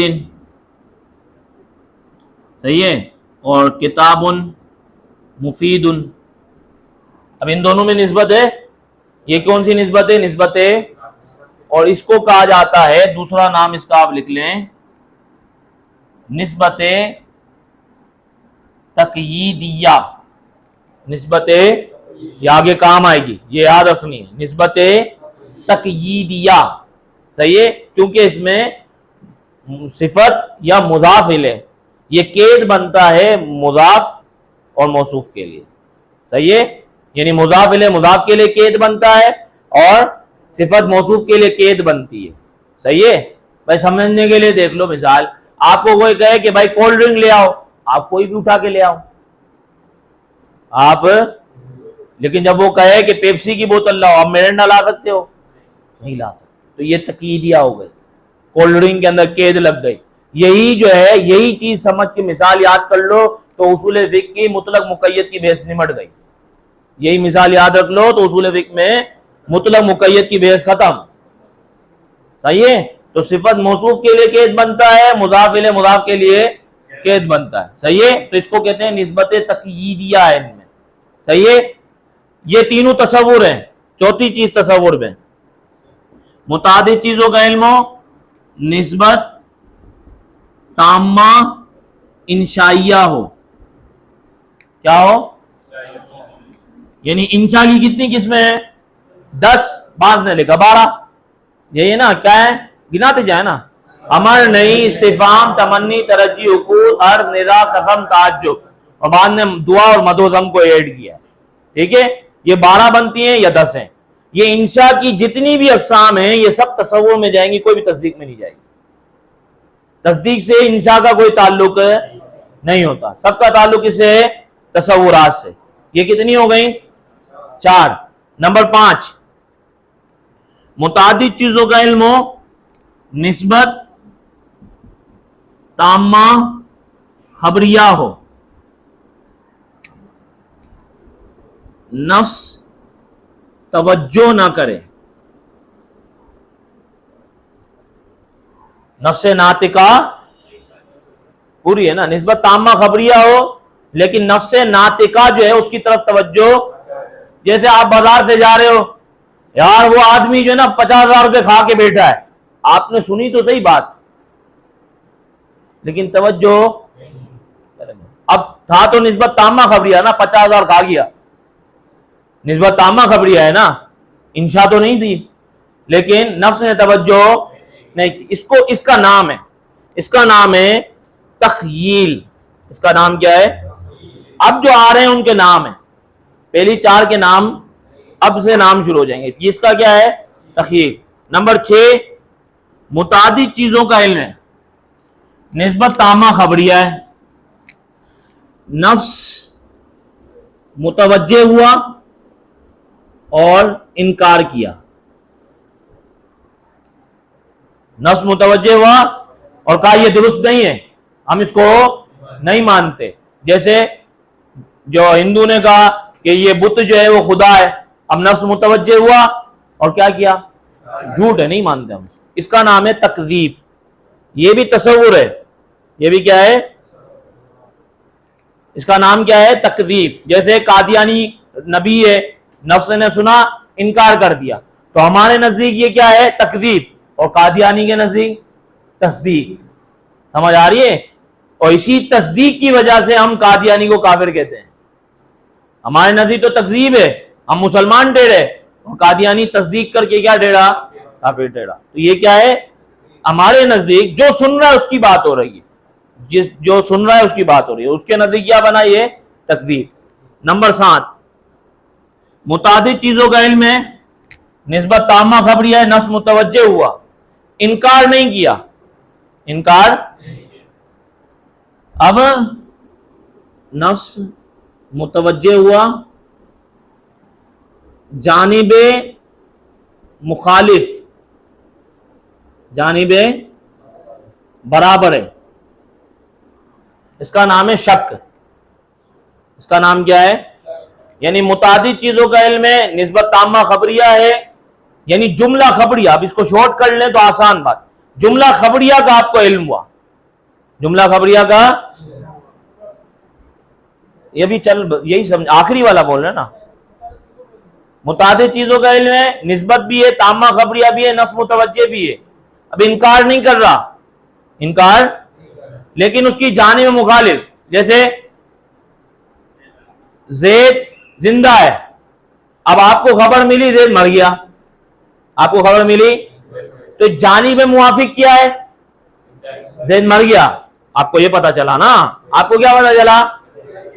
تو یہ جانب موافق ہے، لیکن ابھی آپ کے پاس جو اس کی جانب مخالف ہے، یعنی زید زندہ ہے، یہ برابر ہے، پتہ نہیں مرا ہے نہیں مرا ہے، یار نہیں مرا ہوگا، ہو سکتا ہے مر بھی گیا ہو، اتنی بڑی تو عمر ہو گئی تھی اس کی، صحیح ہے؟ تو یہ اس کو کہتے ہیں شک، کہ جب جانب موافق اور مخالف دونوں آپ کے نزدیک ایک ہی درجے میں آ جائیں، یعنی 50% یہ تو 50% وہ بات ہے، اس کو کہتے ہیں شک۔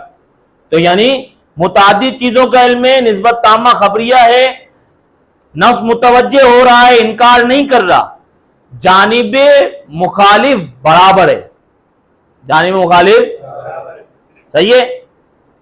اور 8واں کیا ہے؟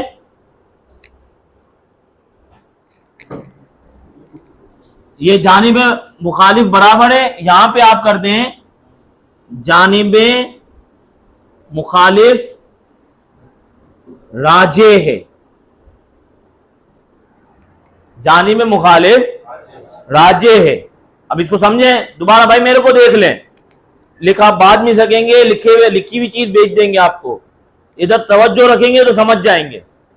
متعدد چیزوں کا علم ہے، نسبت تامہ خبریہ ہے، نفس متوجہ ہوا، انکار نہیں کر رہا، لیکن اس کی جانب مخالف زیادہ ہے۔ یہ جب جوان آدمی تھا، خبر ملی کہ وہ مر گیا، اب آپ نے کل ہی تو دیکھا تھا، بلکہ صبح دیکھا تھا اس کو، ابھی رپورٹ کیا ملی کہ وہ، صحیح ہے؟ کراچی کے حالات کی بات نہیں ہو رہی ہے تو کچھ بھی ہو جاتا ہے سمجھنے کے لیے۔ اب آپ کیا کہو گے؟ ارے نہیں، صبح تو میں نے دیکھا ہے، یہ تو ہو ہی نہیں سکتا۔ اس طریقے سے کہ آپ کے پاس ایک جانب موافق ہے کہ مر گیا، اور اس کی جانب مخالف وہ زندہ، وہ آپ کے نزدیک راجح ہے ابھی، صحیح ہے؟ تو یہ جو آپ کو حاصل ہے وہ کیا ہے؟ مرجو۔ یعنی جو جانب مخالف ہے وہ 80% ہے، 90% ہے، اور آپ کو جو حاصل ہے وہ کیا ہے 10-20%. اس کو کہتے ہیں وہم. اس کو کیا کہتے ہیں؟ مجھے وہم ہو رہا ہے. یہ وہم وہی ہے. سمجھ آ رہی ہے کہ نہیں؟ یہ 8 کی 8 جو ہے وہ تصورات ہے. اب اس 8 کے بعد تصدیق شروع ہوگی. اس 8 کے بعد اب آپ خود 9ویں قسم بناؤ.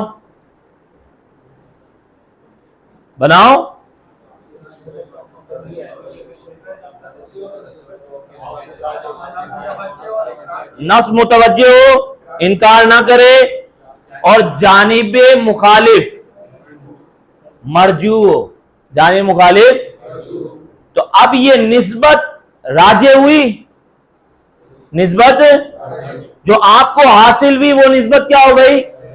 اسی کو کہتے ہیں اذان نسبت. اسی کو کہتے ہیں نسبت کا راجع ہونا.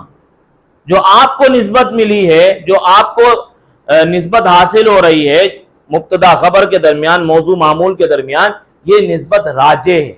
یہ نسبت کیا ہے؟ راجع ہے. اور جانب مخالف کیا ہے؟ سمجھ آئی کہ نہیں آئی؟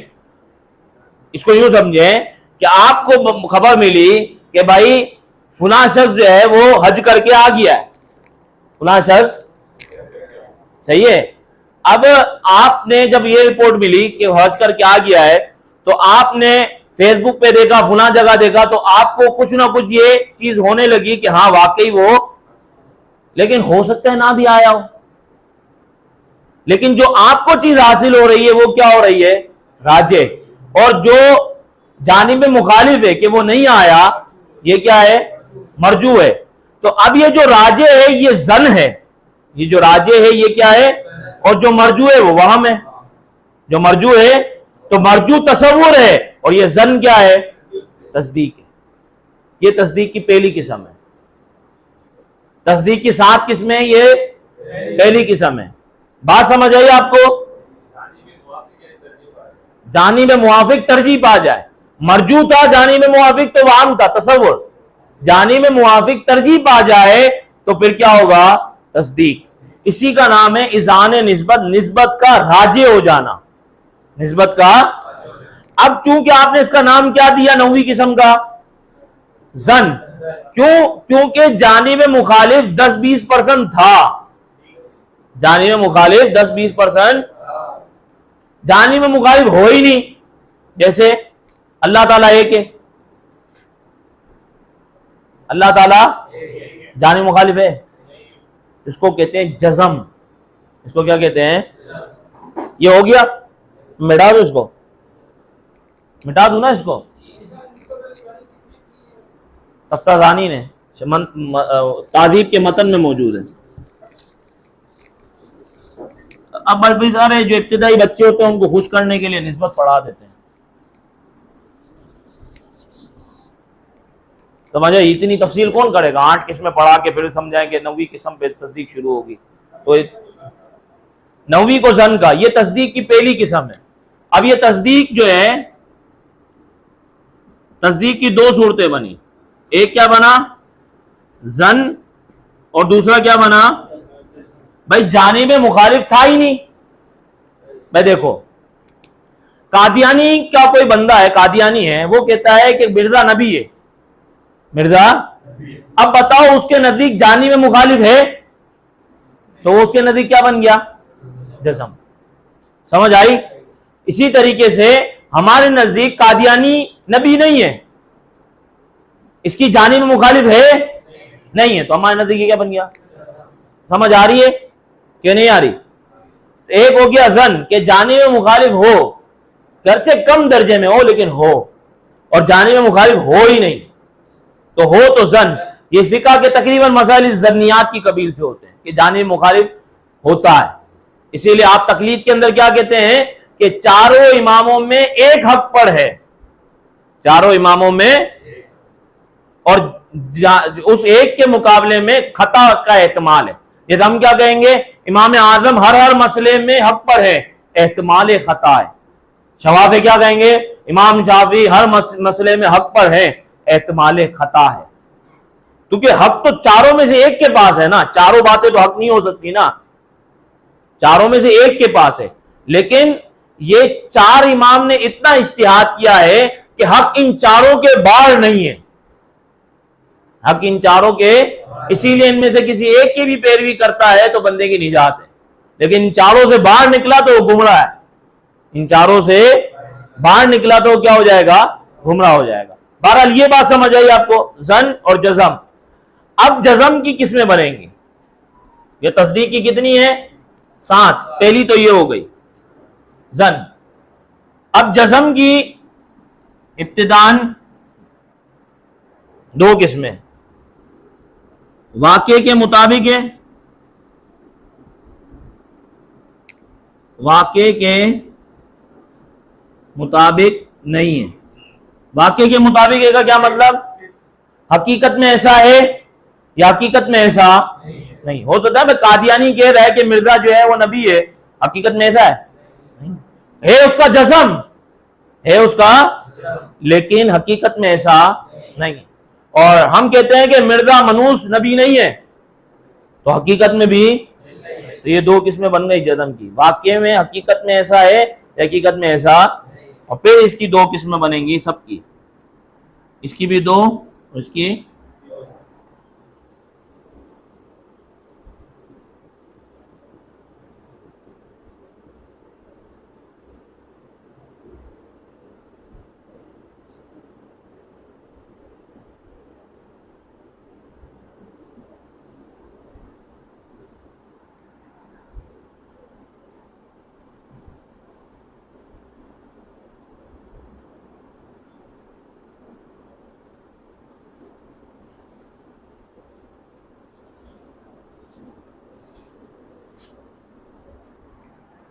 یہ بنی کہ جزم واقعے کے مطابق ہے، واقعے کے مطابق، اب واقعے کے مطابق ہے، کوئی شک ڈالنے والا آیا، نہیں نہیں یار ایسا تو نہیں ہے، یوں نہیں ہے، یوں نہیں ہے، صحیح ہے بھائی، سمجھنے کے لیے مثال لے لو، تبلیغی جماعت آ گئی دروازے پہ، ہم بھی حق پر ہیں، سمجھ آئی؟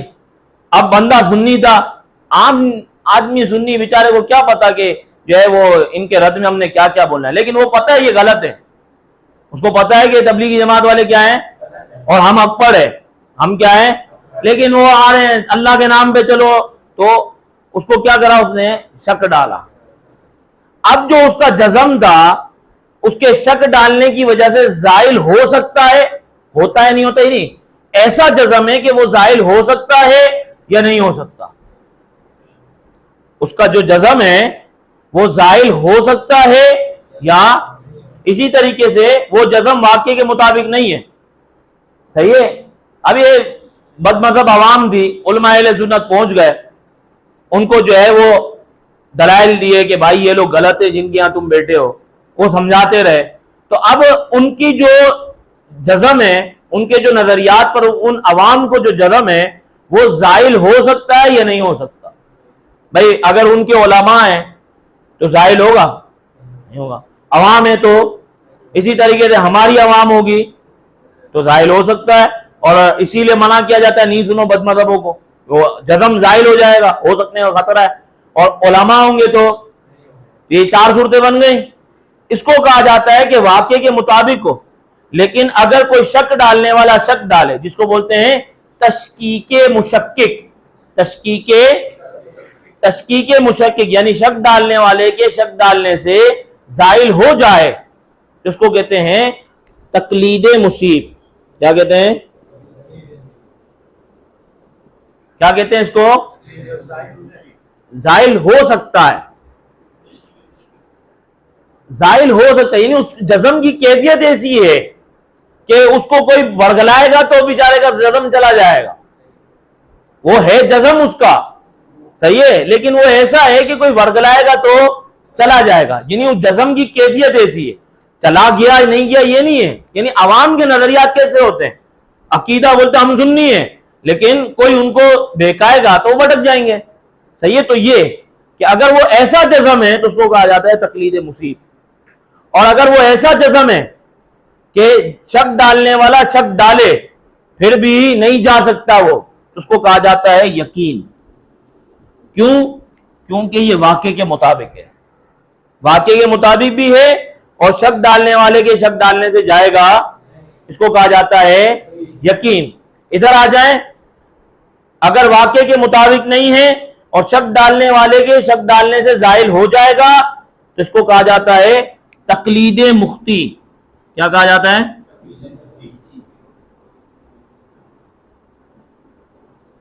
یعنی جو خطا پر ہے یہ اس کی پیروی کر رہا ہے، اور یہ جو ثواب پر ہے یہ اس کی پیروی کر رہا ہے۔ واقعے کے مطابق ہے نا عقیدہ، تو اس کی پیروی کر رہا ہے، اس لیے تقلید مصیب، اور یہ خطا کار کی پیروی کر رہا ہے، اس لیے تقلید۔ اور اگر واقعے کے مطابق بھی نہیں اور کچھ بھی کر لو پلٹنا اس نے نہیں ہے، یعنی اس کا نظریہ ایسا ٹھوس ہے، تو اس کو کہا جاتا ہے جعل مرکب۔ کیا کہا جاتا ہے؟ یعنی اس میں دو جہالتیں، اس میں کتنی جہالتیں ہیں؟ دو جہالتیں۔ ایک یہ کہ وہ حقیقت سے ناواقف ہے، اور ایک یہ جہالت ہے کہ خود حقیقت کو نہیں جانتا، اس کو یہ بھی نہیں معلوم اسے۔ ایک تو اس بات سے جہالت ہے کہ حقیقت نہیں جانتا وہ، ایک یہ کہ وہ جاہل ہے، یہ بات بھی نہیں جانتا، کیونکہ وہ اپنے آپ کو عالم کہتا ہے، میرے کو تو معلوم ہے سب۔ ابے تو جاہل ہے، نہیں مجھے تو معلوم ہے۔ تو اپنی جہالت کا بھی نہیں پتا اور حقیقت کا بھی نہیں پتا، اس لیے اس کو کہتے ہیں کہ دو جہالتیں جمع ہو گئیں۔ تو یہ جتنے بھی الو ماں ہوتے ہیں ان کے، یہ سب کیا ہیں؟ جعل مرکب کا شکار ہے۔ کس کا شکار ہے؟ سمجھ آ گئے آپ لوگوں کو کہ نہیں آئی؟ یہ اب یہاں پہ آپ کی بنی تصدیق کی اقسام۔ پہلی قسم ظن، دوسری تقلید مصیب، یقین۔ یقین کی تین قسمیں، ایک، دو اور یقین کی تین، کتنی ہو گئی؟ 5، یہ 6 اور یہ 7۔ یہ 7 قسمیں بنی۔ یقین کی 3 ہوں گی، یقین کی علم الیقین، عین الیقین، حق الیقین۔ یقین کی کتنی بنی؟ 3 قسمیں۔ تو 3 یہ ہو گئی، 4، 5، 6 اور ایک ظن 7۔ یہ 7 قسمیں تصدیق کی بنتی ہیں۔ پہلی ظن کہ جانب مخالف موجود ہے، پھر جزم پہ آئیں گے کہ جانب مخالف ہے ہی نہیں، پھر جزم کی تقسیمات ہوں گی نیچے تک۔ سمجھ آ رہی ہے آپ لوگوں کو؟ واقعے کے مطابق ہے یا نہیں؟ پھر واقعے کے مطابق ہے تو تشکیک مشکک سے جا سکتا ہے یا نہیں؟ اسی طریقے سے واقعے کے مطابق نہیں ہے، تشکیک مشکک سے جا سکتا ہے یا نہیں؟ اب جب یقین آیا کہ واقعے کے مطابق بھی ہے اور تشکیک مشکک سے جائے گا بھی نہیں، تو پھر یقین کی 3 قسمیں بنتی ہے۔ علم الیقین کہ جس میں مشاہدہ بھی نہیں، تجربہ بھی نہیں، صرف بات معلوم ہے، جیسے قبر کے اندر عذاب ہوگا، قبر کے اندر ثواب ہوگا، معلوم ہے نا، علم الیقین ہے۔ واقعے کے مطابق بھی ہے، زائل بھی نہیں ہو سکتا ہمارا، ٹھیک ہے؟ تو یہ کیا ہو گیا؟ علم اگر کوئی قبر کے اوپر کھڑا ہوتے ہوئے دیکھ لے اندر ثواب ہوتے ہوئے، عذاب ہوتے ہوئے، تو یہ علم الیقین کے ساتھ کون سا یقین مل گیا؟ اور جب قبر میں پہنچا اور پتہ چلا تو کیا ہو گیا؟ حق الیقین کہ اب تجربہ بھی آ گیا۔ اب کیا ہو گیا؟ تجربہ بھی آ گیا۔ سمجھ آ گئی؟ تو یہ 3 قسمیں یہ ہو گئیں، اور اسی طریقے سے یہ 4 قسمیں یہاں، یہ تصدیق کی کتنی بن گئی؟ 7 قسمیں۔ تصور کی 8، تصدیق کی 7 قسمیں، کل کتنی ہو گئی؟ اب سنو بات، اب جو بات سننے والی ہے، ہاں یہ تو سارے مقدمات تھے۔ ہاں، پیر میلی شاہ صاحب کے پاس یہ حسین علی آیا، وہ حسین علی جس کا پہلے ذکر کیا تھا، پیر صاحب کے پاس آیا اور علم غیب پہ بات کرنے لگا۔ تو پیر صاحب نے کہا، پیر میلی شاہ صاحب، آپ نے فرمایا کہ بھائی تیرے پاس جتنی بڑی دلیل ہے نا تو دے دے، علم غیب پہ جتنی بڑی تیرے پاس دلیل ہے نا وہ دے دے۔ تو اس نے کہا کہ عالم وَعِندَهُ مَفَاتِيحُ الْغَیْبِ لَا يَعْلَمُهَا إِلَّا هُوَ، اللہ ہی کے پاس جو ہے وہ غیب کی کنجیاں ہیں اور اس کے علاوہ کوئی نہیں جانتا اس کو۔ سمجھ آئی؟ تو پیر میری شاہ صاحب نے پوچھا تو اس آیت کی تصدیق کرتا ہے؟ مسلمان ہے، تصدیق تو کرے گا، بتا تصدیق کی کتنی قسمیں ہیں؟ کتنی درست ہیں کتنی درست نہیں ہیں، اور یہ تصدیق کی کس قسم سے، یہ تصدیق کی۔ تو اس نے کہا حضرت ہم جو ہے نا سیدھے سادے مولوی ہیں، آپ یہ مشکل باتیں نہ کرو۔ تو پیر صاحب نے کہا کہ تو بھی تو علم رسول اللہ پہ بات کرنے آیا ہے صلی اللہ علیہ وسلم، تو عام علم پہ تو بات کرنے، تو بھی تو حضور کے علم پہ بات کرنے آیا ہے نا، تو پھر جو ہے وہ پھر بات کر کے جو ہے نا وہ کون سی تصدیق کی قسم سے۔ تو تصدیق کی جو 4 قسمیں ہیں وہ صحیح ہیں، 3 قسمیں صحیح نہیں ہیں، علماء بیان کرتے ہیں۔ ایک ظن ہے اور 3 یہ یقین کی ہیں، اور تقلید مصیب کو تقلید کی وجہ سے کہتے ہیں کہ یہ درست نہیں ہے، کیونکہ یہ پیروی میں لگا ہوا ہے نا، اس کو کوئی بھی بھٹکا سکتا ہے، اور یہ 2 تو ہے ہی صحیح نہیں، کیونکہ واقعے کے مطابق نہیں ہے۔ سمجھ آئی؟ یقین کی 3 قسمیں اور ظن، اور تقلید مصیب کو صحیح اس لیے کہتے ہیں کہ یہ اچھے کی پیروی کر رہا ہے، ورنہ بھی عقیدے کے اندر یہ بھی قابل قبول نہیں ہے۔ عقیدہ ٹھوس ہونا چاہیے کہ کوئی تشکیک مشکک سے ہلا نہ سکے۔ بات سمجھ آ گئی آپ کو؟ ایک واقعہ۔ دوسری بات، ایمان کسے کہتے ہیں؟ یہ ہمارے اساتذہ اصل میں تقریر کرتے ہیں نا، اس وجہ سے میں یہ ساتھ ساتھ کر دے رہا ہوں تاکہ کل یہ عنوان نہ ہو ہمارا۔ ایمان کسے کہتے ہیں؟ تصدیق کو، یقین کو۔ سمجھ آ گئی؟ ایمان کس کو کہتے ہیں؟ تصدیق کو، یقین کو۔ یہی ہے، یقین کے بغیر ایمان ہوگا؟ قرآن مجید میں کیا فرمایا؟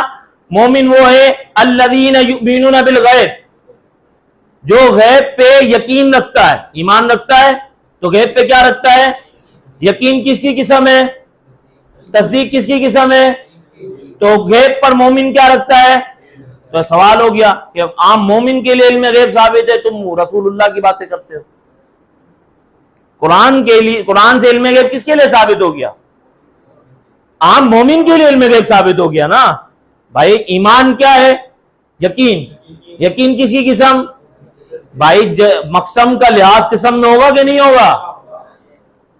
کلمے کا لحاظ اسم فعل حرف میں ہوگا کہ نہیں ہوگا؟ تو جب یقین تصدیق علم، تو علم کا لحاظ یقین میں آیا کہ نہیں آیا؟ تو مومن کیا رکھتا ہے؟ غیب کا۔ اگر وہ غیب کا علم نہ رکھے تو مومن، تو یہ تو علم غیب تو مومن کو حاصل ہے، تم رسول اللہ کی باتیں کرتے ہو۔ بات سمجھ آئی؟ تو یہی وجہ ہے کہ مفسرین نے یہاں پہ سوال اٹھایا ہے اور پھر کہا کہ علم غیب کی 2 قسمیں ہیں، ایک علم غیب بالدلیل ہے، ایک علم غیب بلا دلیل ہے۔ تو مومن کو جو حاصل ہے وہ بالدلیل حاصل ہے، اور اللہ تعالیٰ کا جو علم غیب ہے وہ بلا دلیل ہے، بلا کسی کے دیے۔ سمجھ آئی؟ تو یہ بحث کیوں ہوئی؟ اگر مومن کو علم غیب نہ ہوتا تو یہ بحث ہی نہیں ہوتی۔ سمجھ آئی کہ علم غیب بالدلیل اور علم غیب بلا دلیل، یہ آپ کو تفاسیر کی کتابوں میں تقسیم ملے گی کہ مومن کے لیے، انسانوں کے لیے جو علم غیب ہے وہ کیا ہے؟ بالدلیل ہے، اور اللہ تعالیٰ کے لیے جو علم غیب ہے وہ کیا ہے؟ بلا دلیل ہے۔ سمجھ آئی؟ تو اس کو تو یہاں پکڑو، تو رسول اللہ کے علم غیب کی بات نہ کر، میں ثابت کرتا ہوں کہ ہر مومن کو علم غیب ہے، ہر مومن کو کیا ہے؟ سمجھ آ گئی؟ یہ بات سمجھ آئی؟ آخری بات بس پھر ختم، وہ یہ ہے کہ حضرت پوری بات کرتے ہیں تاکہ بات پوری ہو جائے۔ اعلیٰ حضرت کے پاس فتاوی رضویہ شریف کے اندر ایک سوال آ گیا۔ سوال یہ آیا کہ ایک بندہ ہے، وہ کہتا ہے کہ جب تک میں دیکھوں گا نہیں نا کوئی بات، کسی چیز کو دیکھوں گا نہیں اس وقت تو مانوں گا نہیں، جب تک کسی چیز کو دیکھوں گا نہیں۔ صحیح ہے؟